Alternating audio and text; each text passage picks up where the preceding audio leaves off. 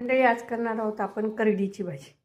तर करडीची भाजी हटून पण करतात, सुकी पण करतात. तर आज ही भाजी मी सुकी करणार. त्याच्यासाठी मी भाजी छान निवडून घेतली आणि थोडीशी मोठी मोठी कापून घ्यायची. आता ही 2 पाण्यानं ते 2-3 पाण्यानं स्वच्छ धुवून घेतली. आता ही मी ह्या कढईमध्ये टाकणार आणि ती उकडून घेणार.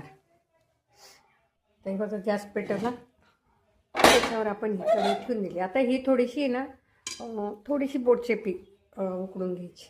जिरे आणि थोडीशी शेंगदाण्याचं आपण ओबड-धोबड वाटण करून घेऊ. आपली भाजी ही उकडली. आता गॅस बंद करू आणि भाजी चाळणीतून गाळून घेऊ, पिळून घेऊ. बघा आता भाजी करायला घेतोय. बघा मोहरी टाकली, थोडेसे जिरे टाकले, हे छान तडतडले. आता याच्यात आपण हिरवी मिरचीचं वाटण केले ना ते टाकलं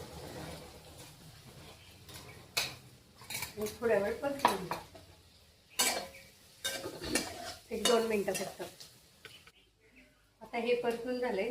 आता याच्यावर आपण ही पिळून थोडीशी घेतलेली नाही का उकडली होती ती भाजी पिळून घेतली, त्यातलं पाणी काढून टाकलं. आता कुणी म्हणेल पाणी कशाला काढायचं, जीवनसत्व वगैरे टाकलं. तर ह्या करडीच्या भाजीला आहे ना एक थोडासा कडवटपणा असतो, म्हणून ती थोडीशी ना गरम पाण्यात 1-2 उकळ्या घेऊन ती हे करून घ्यायची असते. बघा आता ही छान अशी मिक्स करायची, मग तिचा तो कडवटपणा आहे ना निघून जातो. आता घालू आपण मीठ.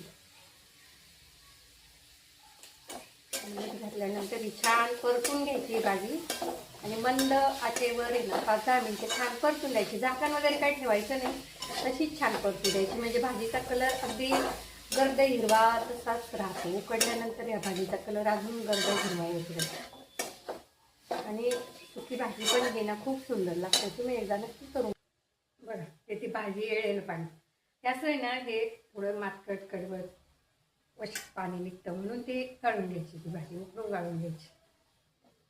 तुम्ही बघू शकता आपली भाजी किती छान इतकं परतली. बघा आता झाली ही भाजी तयार.